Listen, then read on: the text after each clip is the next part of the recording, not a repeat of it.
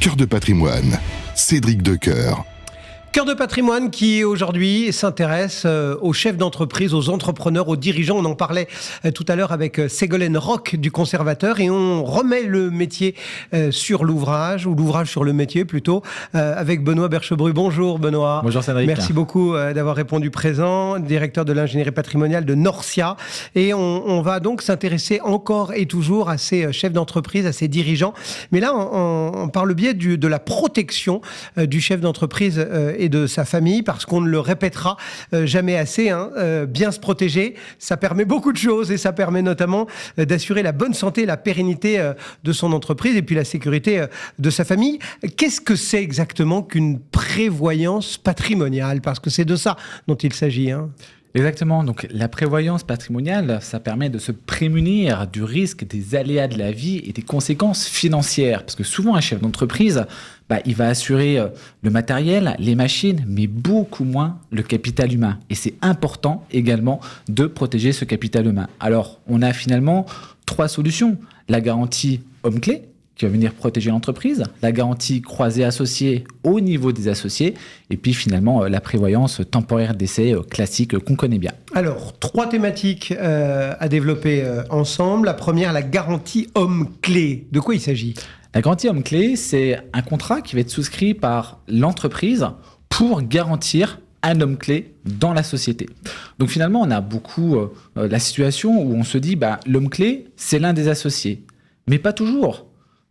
On a un nez chez un parfumeur, un chef d'entreprise, la personne qui va faire la cuisine chez un restaurateur, un chirurgien dans une clinique. Il ne possède pas forcément la clinique en elle-même, les murs ne sont pas forcément propriétaires. Mais s'il est plus là, Et pourtant, une incapacité, une invalidité, parce qu'on parle beaucoup du décès, mais c'est aussi l'incapacité et l'invalidité, ça peut avoir un impact sur la pérennité de l'entreprise et sur le chiffre d'affaires. Et du coup, via cette garantie homme-clé, finalement, l'entreprise, elle se protège, elle se garantit, elle s'assure, c'est ça ? Exactement. Celui qui souscrit le contrat, là, c'est bien l'entreprise elle-même. Celui qui va payer les cotisations, forcément, comme le souscripteur, c'est l'entreprise, c'est également l'entreprise qui va payer ses cotisations. En payant ses cotisations, on a quand même un petit avantage fiscal, c'est que ça crée une charge déductible et donc ça réduit l'assiette taxable de l'impôt sur les sociétés. Mais encore une fois, on ne souscrit pas un homme clé pour réduire sa base taxable, on souscrit d'abord un homme clé pour protéger son entreprise pour et assurer la pérennité de... Exactement. Bon, vous le disiez, il y a un petit avantage fiscal au passage, c'est pas désagréable, mais si l'entreprise est assurée que ce qui ne devrait pas arriver arrive, c'est-à-dire que l'entreprise va toucher de l'argent, si je vous ai bien suivi, ça veut dire que ça va être un revenu entre guillemets pour elle. Exactement. Et là, il y a de la fiscalité. C'est traité comment ? Forcément, ça va constituer un revenu exceptionnel et comme c'est un revenu exceptionnel, ça va être taxé à l'impôt sur les sociétés.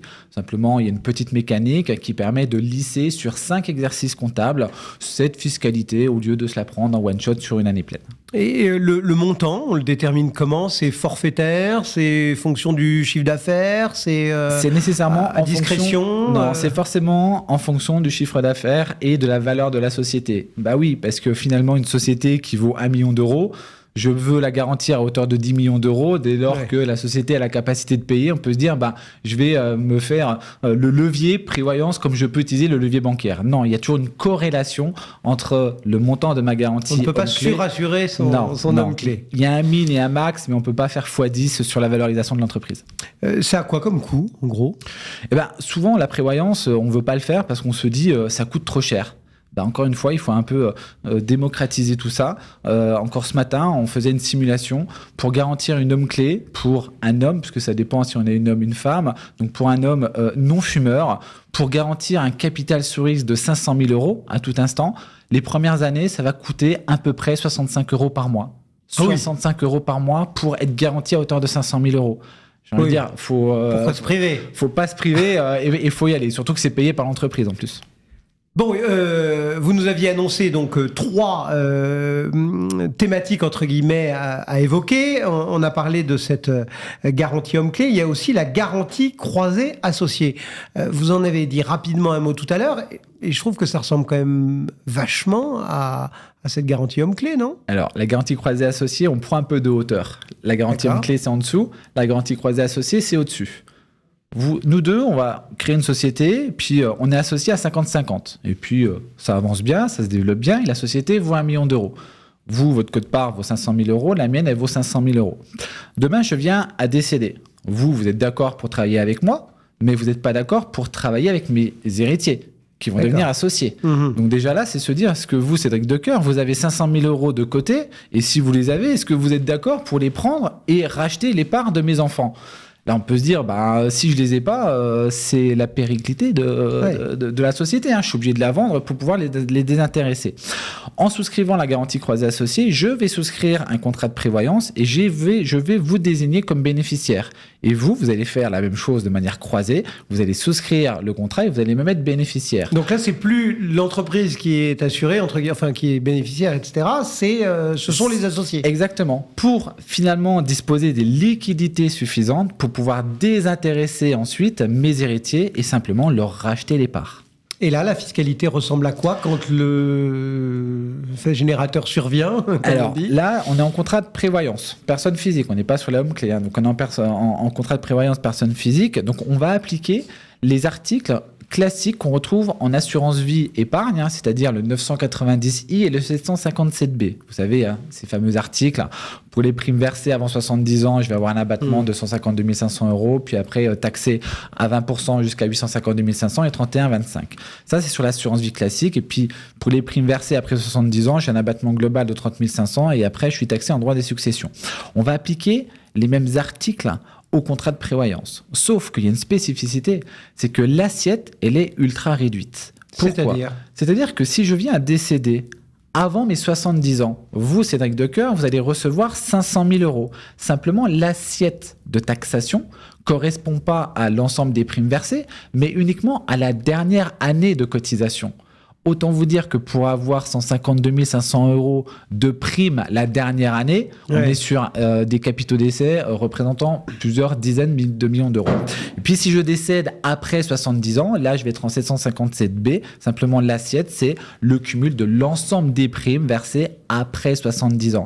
Donc c'est quand même quelque chose qui est ultra intéressant. Donc ça veut dire que généralement la taxation n'est pas forcément inexistante, mais relativement faible. Elle est relativement faible et dans 90% des cas, j'arrive à transmettre des capitaux d'essai dès lors que je suis pas sur 10, 20 ou 30 millions d'euros avec zéro taxation parce que mon assiette taxable est ultra réduite. Donc on rappelle, la différence est essentiellement aussi que là, ce sont les hommes qui sont assurés, et pas la société. Exactement. Mais ça veut dire que qui paye la prime ? Alors, normalement, le payeur de prime, c'est le souscripteur. On a bien compris que là, le souscripteur, c'est vous et moi, puisqu'on se garantit mutuellement contre notre risque. Est-ce que la société aurait un intérêt à prendre en charge cette prime ? La réponse est oui. Simplement, fiscalement, il faudra réintégrer en avantage en nature le montant de la prime. C'est très important parce que si demain, vous venez à ne plus payer la cotisation ou que je viens à ne plus payer la cotisation, vous n'êtes plus garanti. Donc, la société, elle a tout intérêt à continuer à payer la prime pour s'assurer que vous recevez les 500 000 euros et puis que du coup, vous ayez les liquidités suffisantes juste pour permettre la pérennité de l'entreprise. Donc, ce contrat garanti croisé permet de disposer de ces fameuses liquidités supplémentaires à moindre coût. Mais est-ce que du coup, elle permet d'éviter, j'ai presque envie de dire de facto, l'arrivée d'un nouvel actionnaire Eh bien non, parce que là, en fait, on a verrouillé l'aspect financier. Mais qui c'est qui vous dit que mes héritiers, je suis marié, est-ce que mon conjoint et mes enfants ne veulent pas devenir associés ? Et donc là, la garantie croisée associée, c'est sur l'aspect financier. Il faut aussi le verrouiller d'un point de vue juridique. Et comment on fait pour verrouiller d'un point de vue juridique ? En fait, il faut simplement prévoir une clause d'agrément, c'est-à-dire que l'associé en place, encore en vie, c'est-à-dire vous, si je viens à décéder, vous allez devoir donner votre accord. Et puis, si vous dites non et que je vous ai donné la prévoyance de l'autre côté, vous dites non juridiquement, vous avez 500 000 euros de côté, vous donnez les 500 000 euros à mes enfants et vous leur rachetez leur part. Et vous, comme ça, vous permettez de ne pas vous retrouver associé avec des personnes que vous n'avez pas souhaité. Allez, on termine avec le dernier item, la garantie prévoyance temporaire décès. Kezako. Alors là, on a compris, homme clé en dessous, garantie croisée associée, c'est pour garantir les associés. En fait, la garantie temporaire décès, c'est de dire, toi, mes enfants, vous, mes enfants, vous allez peut-être vous retrouver dans mon actif de succession avec ma société. la valeur de mes parts, de ma société, elle n'est pas liquide. Si j'ai une société qui vaut 10 millions d'euros, je suis tout seul, est-ce que mes enfants, ils ont les liquidités suffisantes pour payer des droits de succession sur 10 millions d'euros? Bien sûr. La réponse est non. Aujourd'hui, comment on fait pour protéger ça? En fait, on va souscrire des contrats d'assurance vie classiques. On se prive une partie de notre patrimoine pendant toute notre vie. Je décède, je donne l'argent à mes enfants et ils donnent l'argent au fisc.